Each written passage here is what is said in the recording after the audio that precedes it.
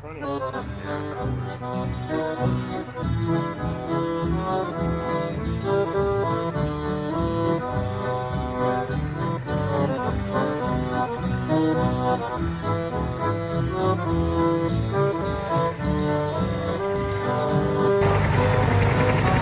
Looking across the lake at the big sawmill and the gantry, steam-driven gantry to use for loading the logs.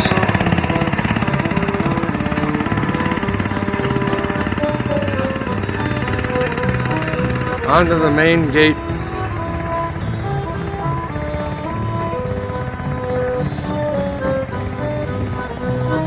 In that area they also have the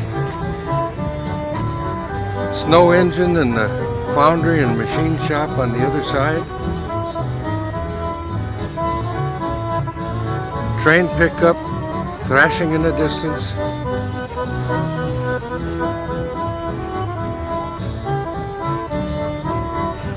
Water tower for the locomotive.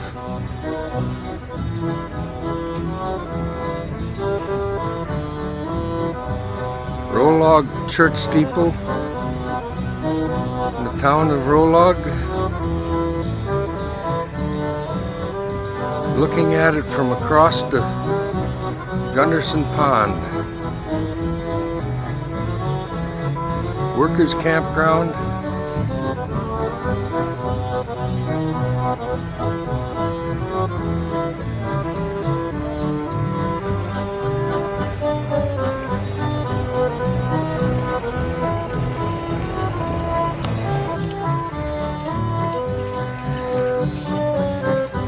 Taking pictures across the pond towards Main Street.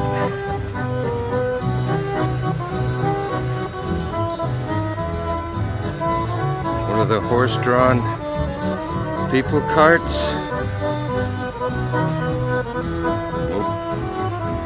Above them is a Main Street.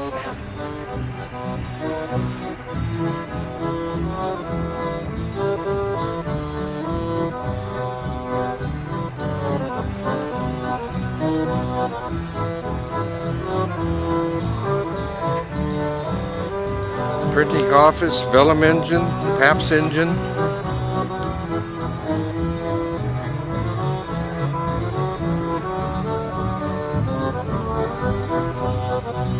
Depot.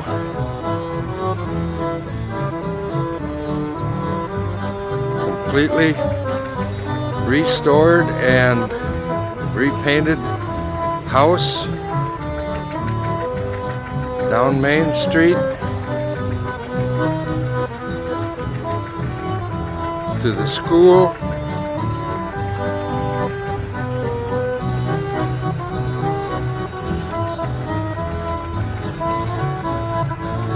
The blue building where they got the soda fountain, homemade sweet rolls, coffee of course, John Deere tractor moving across in front of that, and the mercantile.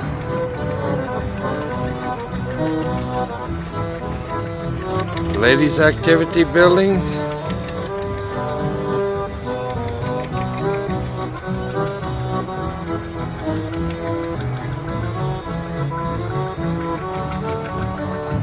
Clock tower. Also has the radio equipment.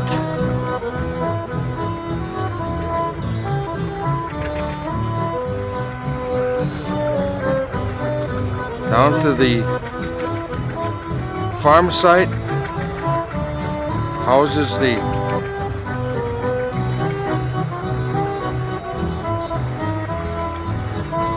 barns, in the background the house, horse equipment.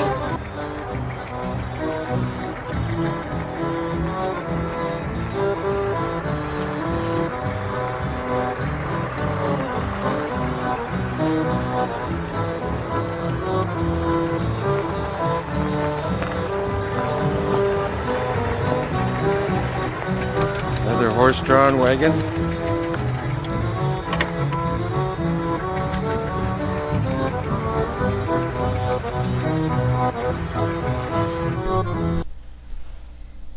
Attending the show this year was Helen Case Brigham, the great-granddaughter of J.I. Case. This is a model VAIW used primarily by the military as a tug for the Air Force.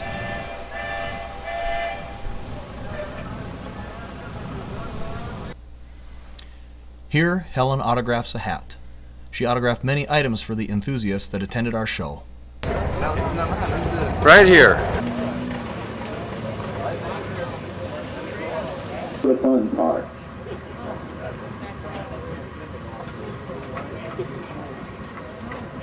In his left hand, Carl has the reversing lever. He has it in reversing motion and open the throttle real gently. And when he breaks the back wheels over the edge of the incline, you'll come the incline. This engine has no brakes. He'll hold that engine with nothing but the power of steam in that cylinder. Easy up, and he's going to hold it and bring her back down. Ladies and gentlemen, let's give him a big hand. We call courage great under pressure.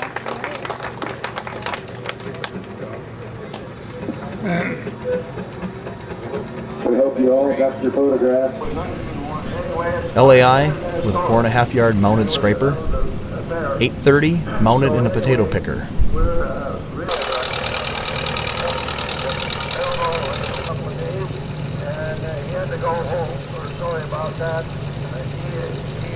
Truly an authority on this, an authority on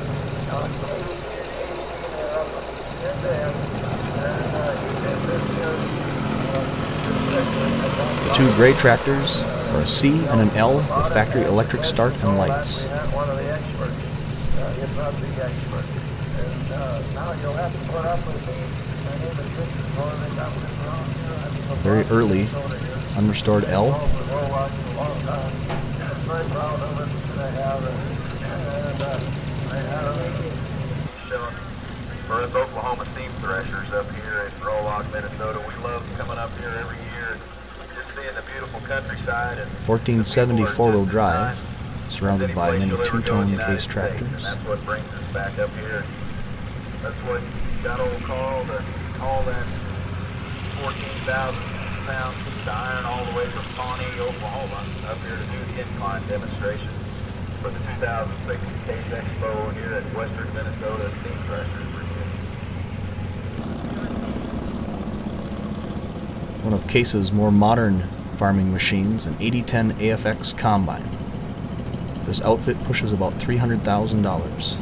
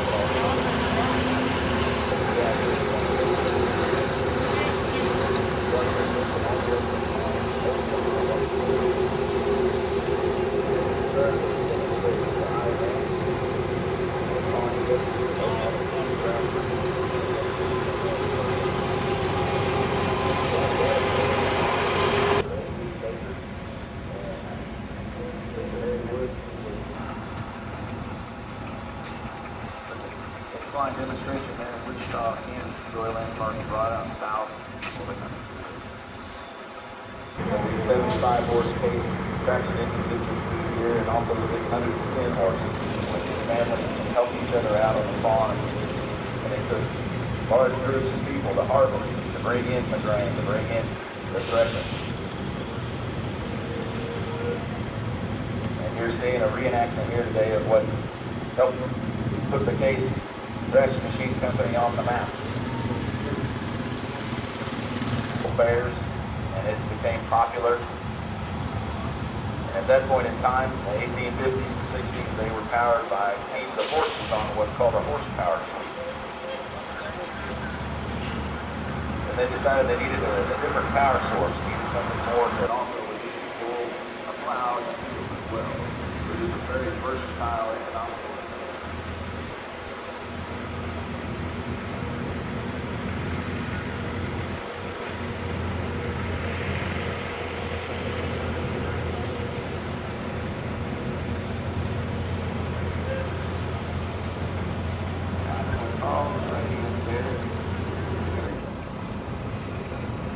We appreciate y'all coming out here to support the EXPO.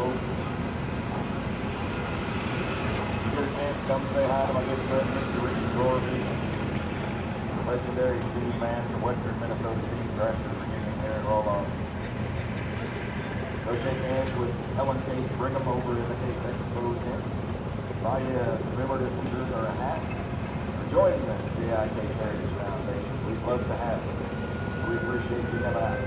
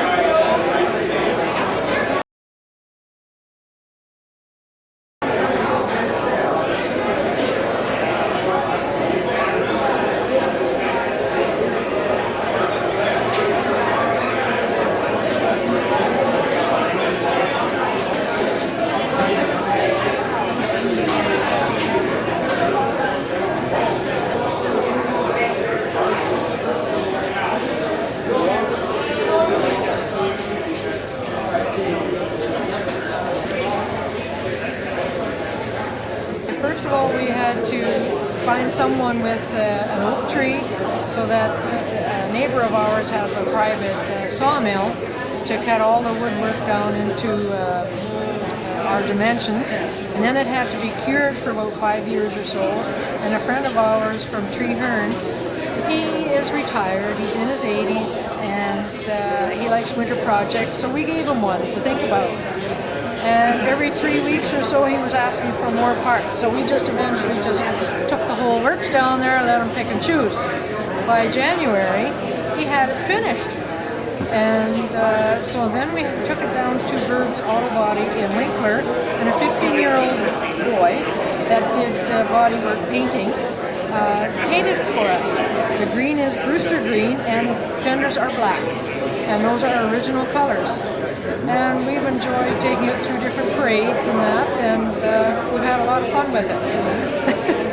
How many years is this then? We've just for the 2 years that we've taken it through parades and that, so that like in working order, but it's taken quite a while we've had it for a number of years, but it took time for the wood to cure and everything, and everything to come into this shape. So we've had a lot of fun.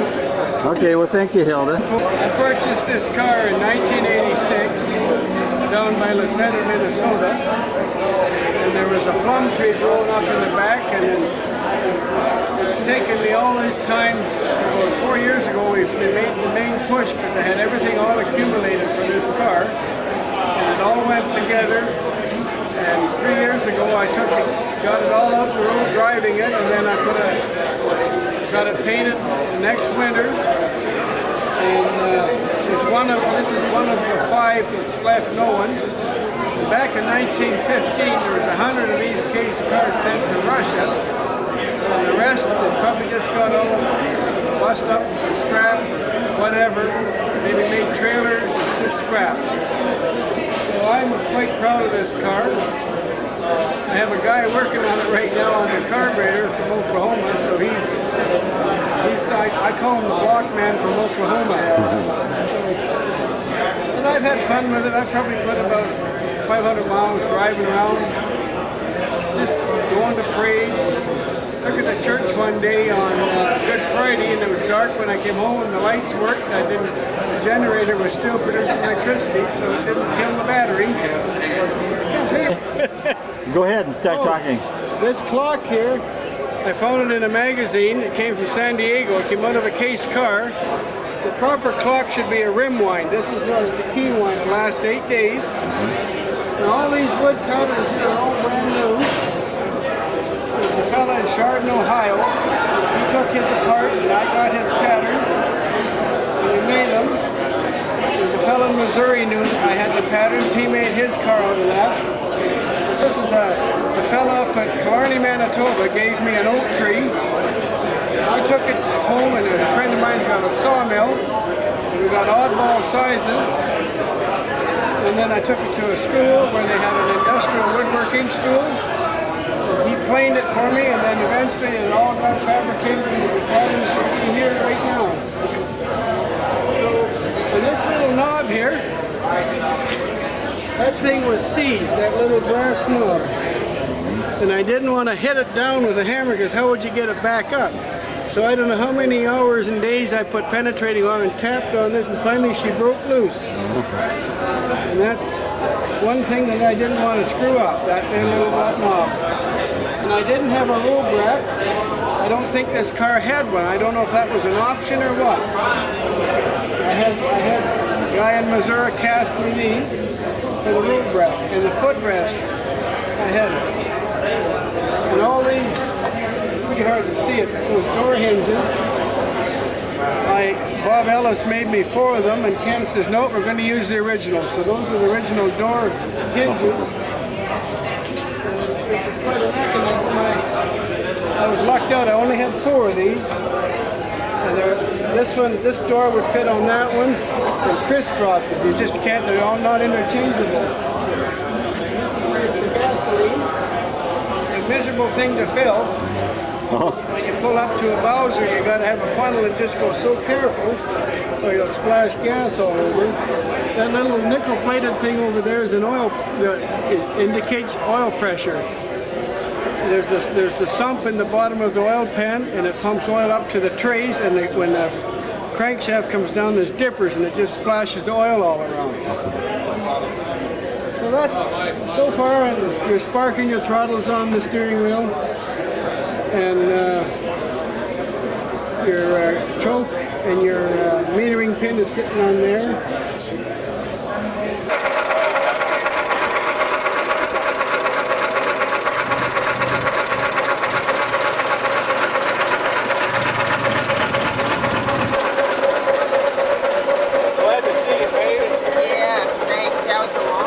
Okay. Tell me about this car. This is a 1911 Case. This was the first year that these cars were built. Case bought the Pierce Motor Company in 1910 and come out with the first Case automobile in 1911. They built about 1,090 of these. About 7 are left today. They built cars until 1927, but probably only a total of about 35,000 cars. Henry Ford at the same time, from 1909 to 1927, built over 15 million Model Ts. The Case car was a very good car, but it was too expensive. It sold for about $2,000 in 1911. The average farmer was not able to afford to buy this car. The marketing plan was not very good because the doctor, the lawyer, those of wealth didn't want to be tied to a farm equipment dealer or a manufacturer. So hence, they never sold very many. It was a good car, but a few of them have survived today. Okay. Well, thank you.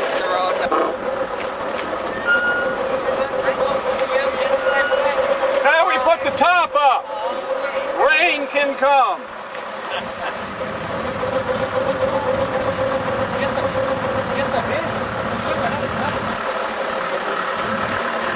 Do you have any place you'd like to go?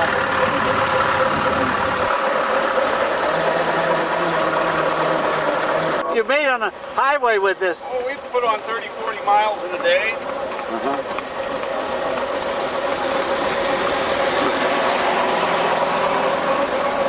So how many shows have you been to with this? Just one tractor show.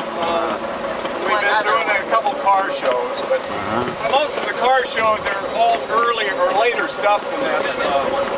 You know, it's hard to go and find some place that really appreciates this early brass era before 1950.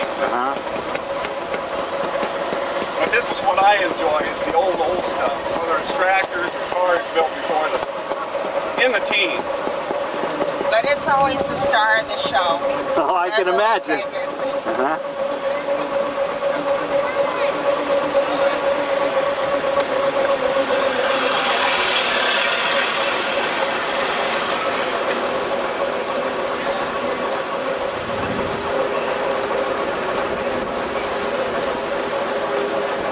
I got a Clyde pole in Holland, Michigan, and his father bought it in, I think, 1950 or 52.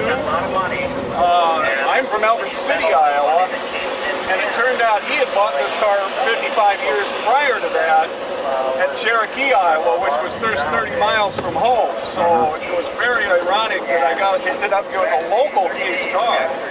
This was a very, very straight original car. It just hasn't been messed with, and it must have had very good care the first 50 years of its life, that it was in this good a shape in the 50s.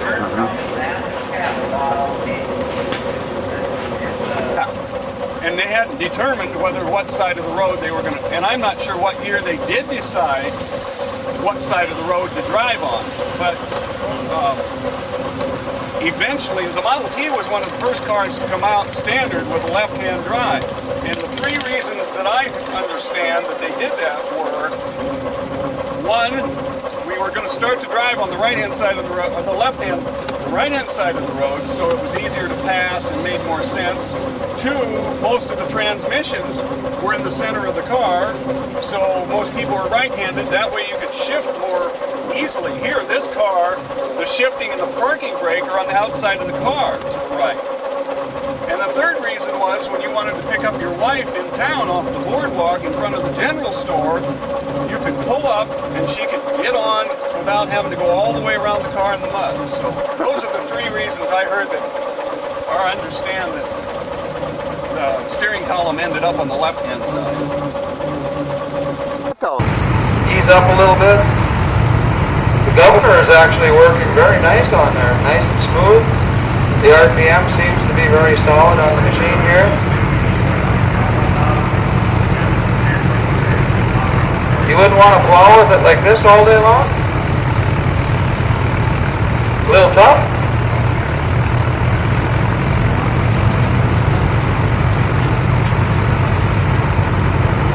Looks like about 33.5 horsepower is where we've topped out. That's a little bit light. They were closer to probably the... So you're going to tell me what your name is? My name is Ed Erickson. Hi, Ed. How many years have you been working on that? All my life. Is that right? Yeah. Where are you from? Scandia, Minnesota. Scandia. About 20 miles north of Stillwater. Okay. The St. Clair River. You know Ireland pretty well? Pretty well, yeah. Yeah. Driving this tractor in the parade for Nolan and his uncle. My uncle Elmer Knudsen owned it. Oh, yeah. Bought it, I guess, new in 1935. It's an L case. He farmed down by Glendon and then in the Rollag area for a number of years. Okay, thank you. Okay, we have Harlan Keene here. From where? Where are you from? Pelican Rapids. Okay, and your son Brian is the owner of this. Yeah, one of the few that were made with the black on it. Yeah. Okay, how long have you had it? We bought it this spring from a guy by near Pelican Rapids. Okay. Yeah. Well, thank you. Excuse me now. Here we have Jerome Anderson and his beloved case. Tell me something about the history of this tractor. I bought this from Ames. They had a farm north of West Fargo, and they had 80 acres up there, and that's what this tractor did. Worked that 80 acres for them. And you like to have it in the pull contest too. Yes, I do. And it does pretty well. Does real well. Yeah. Are you going? We have tracks we could.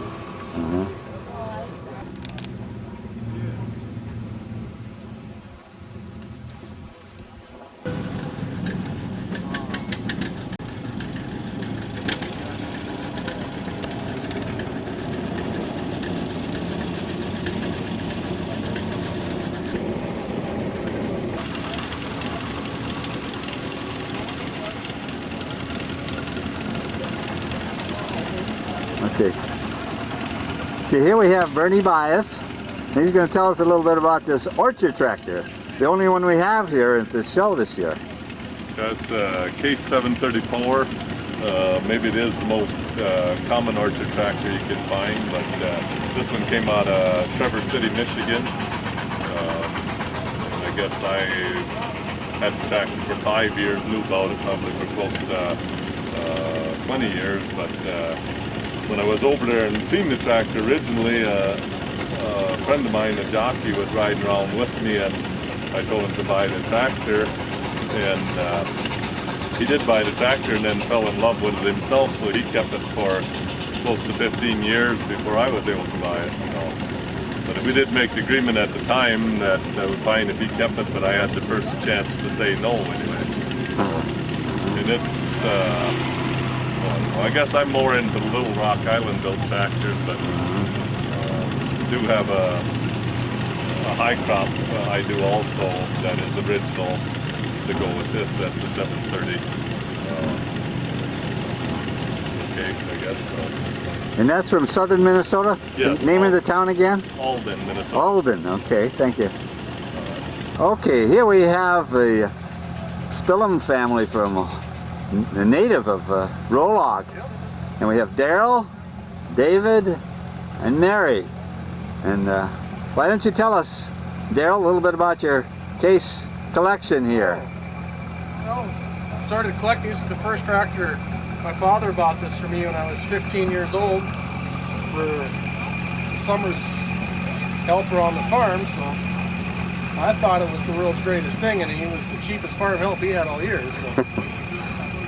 And then I bought the rest of his equipment here this summer. I got the 1070 case.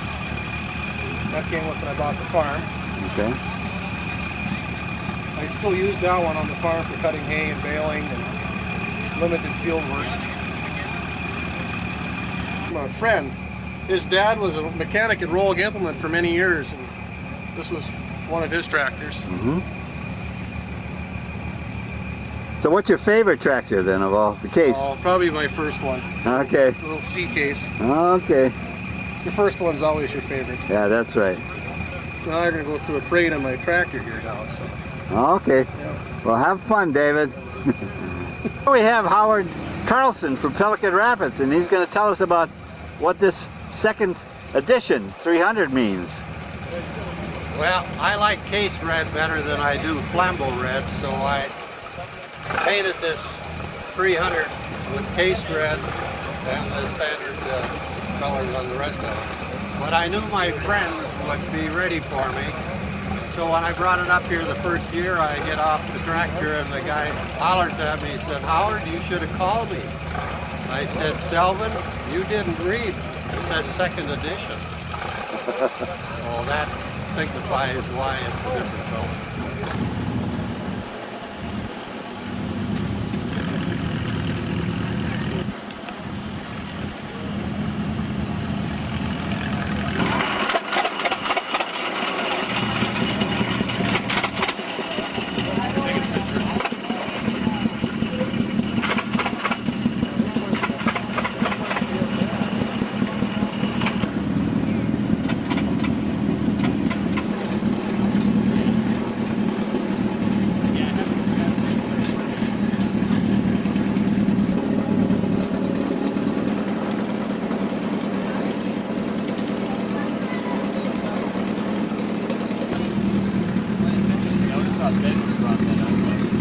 It's got a couple of old 1910s Harley Davidson.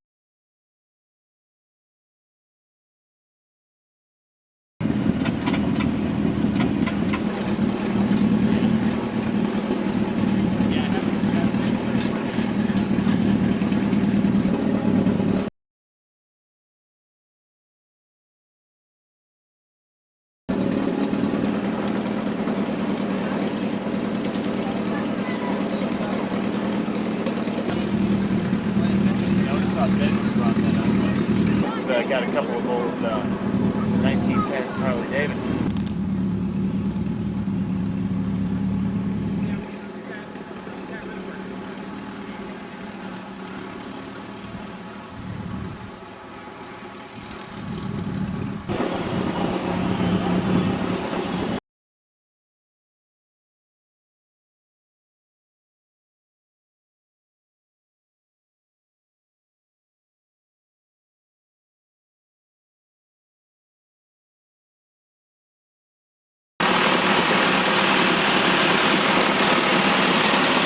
Hi, tell me your name.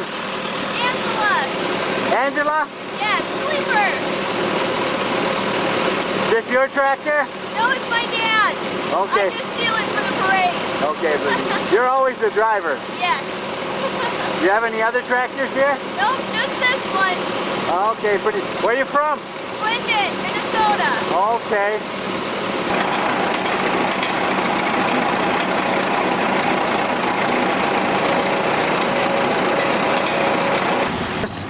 Where from Michigan? And tell us where that is. Yeah. I got to get a shot of your lugs here from the sunny side, I guess.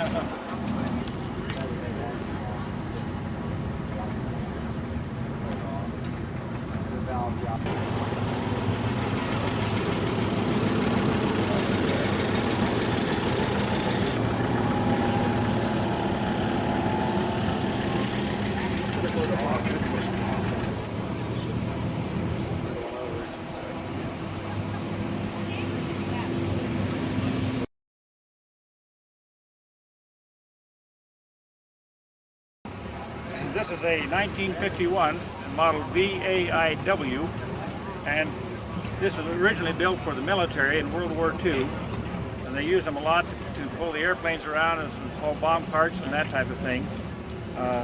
This is a later model, and in later years after World War II, they used them in the factories and in the warehouses to pull the pallet trains around. And I just talked to a gentleman from Wisconsin who used to drive one of these in the Case factory.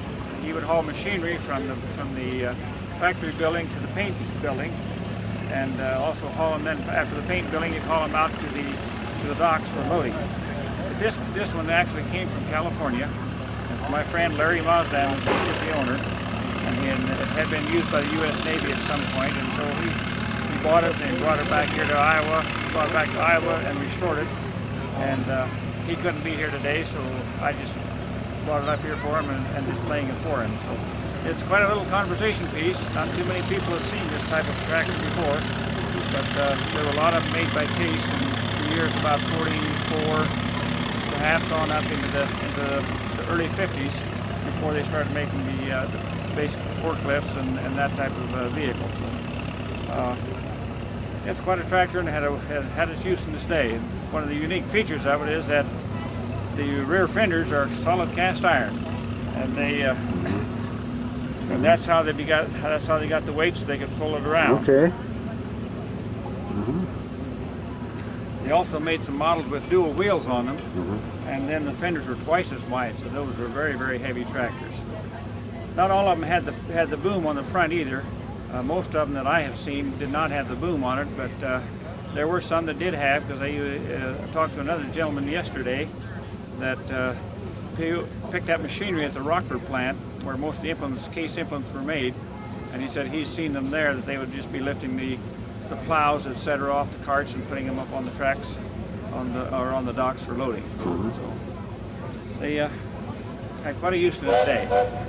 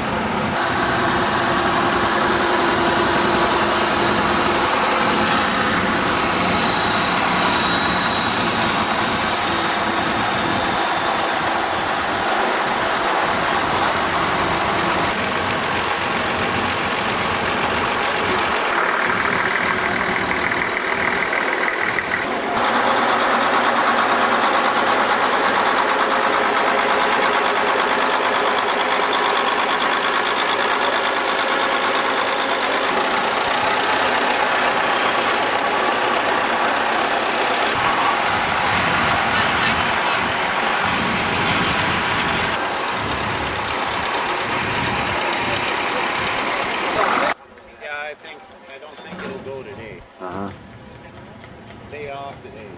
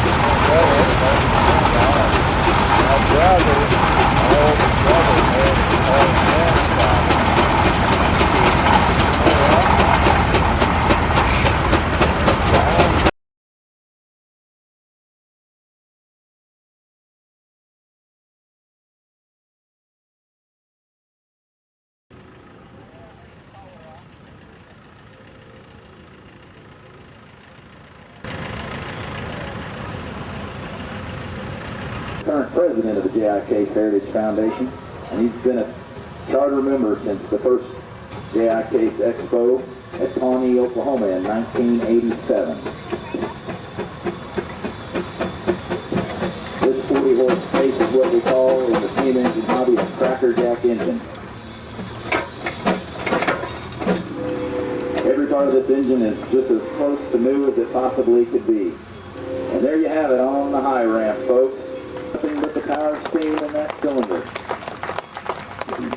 There's close to 15,000 pounds of cast iron and steel on that ramp. It's a very steady hand. Paul's been a steam traction engineer for decades now, and he knows how to handle an engine. And we take great pride in doing this as safely and as professionally as possible so we can keep on doing this for years to come.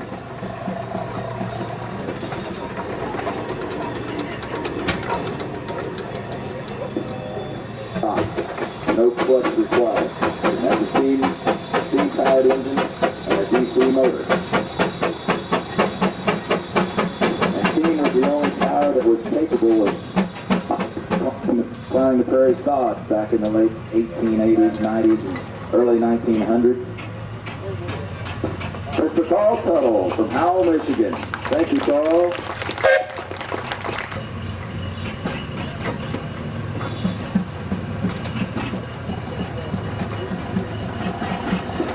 I was just asked what the angular degree is on this ramp, and it's somewhere close to 45 degrees. You usually measure a slope by percentage, and the early ramps that J.I. Case built were about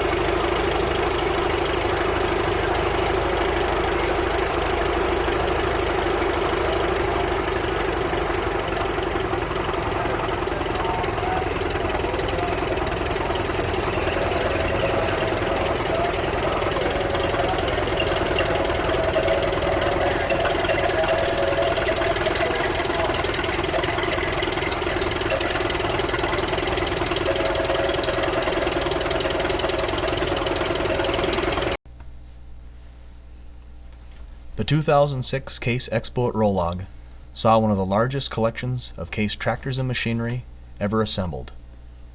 Tractors were brought in from all over the country, and a few pieces from Great Britain. How many pieces do you suppose were there? Over 600, I would guess. Boy, that's quite a few.